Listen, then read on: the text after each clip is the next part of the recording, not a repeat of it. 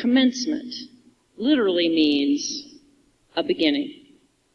And today we're very fortunate that your beginning is going to be marked by a tradition at New Mexico State University, an address from one of our faculty.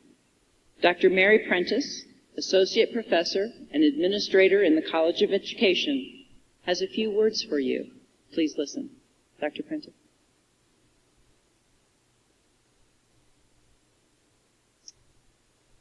Good morning. If we had a book with all the teachings you received from NMSU, we would today turn to the last page.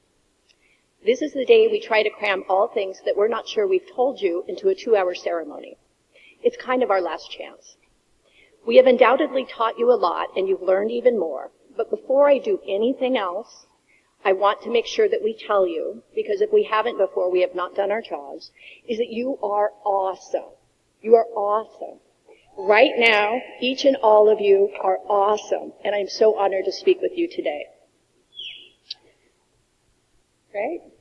When I was reading about graduation speeches, I have to admit I got a little bummed. As I read them, I started to feel bad. I don't think I've lived up to all the calls to greatness that might have been in my graduation speech. After some reflection, here is what I think. No one can live up to all the advice you're going to get about living your life. It's exhausting and unrealistic. We are told to work hard, work harder than the next person, never give up, and fortune favors the bold. They exhort us to take action, get out there and go for it. Don't be afraid of fear. Don't heed the fear. Be less afraid. Fear is an illusion, and so forth. All of this assumes that we must be able to cast aside fear before we take action and achieve greatness. Let me be honest. Telling me to be less afraid and that fear is an illusion is just not that helpful. One of the top fears of American adults is the fear of public speaking. And right now, in the middle of this public speech, fear does not feel illusory. It feels real enough. Up here in front of you, my fear is very big and very real, and you may not know it, but you all are terrifying. And right now, few people feel more afraid than I do. Okay, that probably isn't true, but if you experience fear, doesn't it feel like everyone around you is walking around all brave and you're the only one quaking in your boots? Isn't it ironic that we feel isolated from each other by the very feelings we have in common, including a fear of failure and a sense of not being enough? Helen Mirren said, "Don't be afraid of fear. Throw caution to the wind." Here is what I've learned about fear. Don't listen to Helen Mirren. If I wait to not feel afraid, I won't do anything. If I think of fear as a sign that I'm not ready, or I don't have the skills, or the task is too big for me, then I listen to it. A week and a half ago, when President Floros asked if I would give this speech, I was immediately terrified and wanted to get out of it. What I've come to learn over the years, though, is that fear is only telling me I'm feeling vulnerable. And according to Brené Brown, an endowed chair at the University of Houston and best-selling author, vulnerability is the core, the heart, the center of meaningful human experiences. It is where courage and fear meet. The lesson is not to have no fear. The lesson is to feel the fear and do it anyway. All the graduation speeches command us to strive for greatness. However, striving for greatness does not have to be lofty or grandiose. Striving for greatness is showing up to something that terrifies you. Don't pass up opportunities because you feel fear. What I've learned is that no matter how big or how small, living life is saying yes to scary things, like giving a graduation speech. And yet here I am. What this fearful human standing in front of you has learned is to show up while being afraid.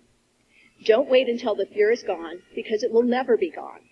It might grow less in areas in which you have the most practice, but fear isn't telling you what not to do.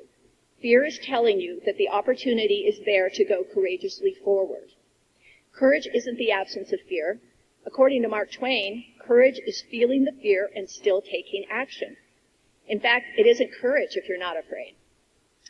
In her book, Daring Greatly, Brené Brown references a quote by Theodore Roosevelt, and the quote is very loosely this: "It is not the critic who counts, not the man who points out how the strong man stumbles or where the doer of deeds could have done them better.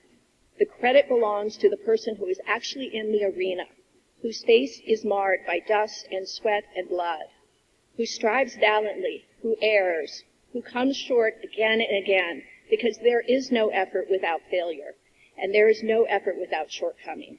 And who at worst, if he fails, at least fails while daring greatly. In that quote, the message is that to be in the arena, we have to be larger than fear, anxiety, and shame. We need to ease up and have some compassion for ourselves. Fear is going to be a player in your life, but you get to decide how much. There will be the fear voice in your head that will tell you that you can't, you shouldn't, it's too chancy.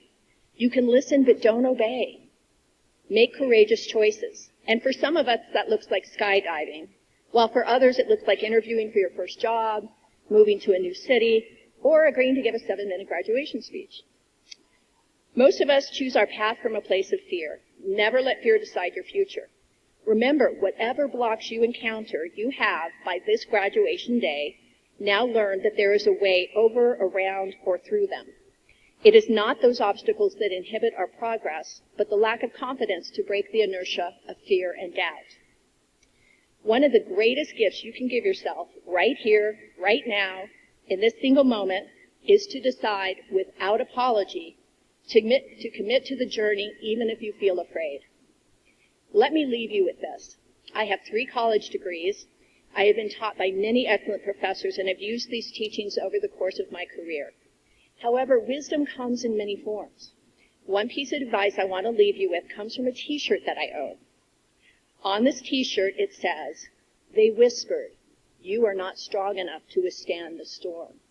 She whispered back, "I am the storm." You are going to do things and you're going to be scared. It's natural. Everybody is. So when you hear the voice that says you won't be able to withstand the storm, take a deep breath, feel the fear, and say, "I am the storm." Thank you, and congratulations, class of 2019.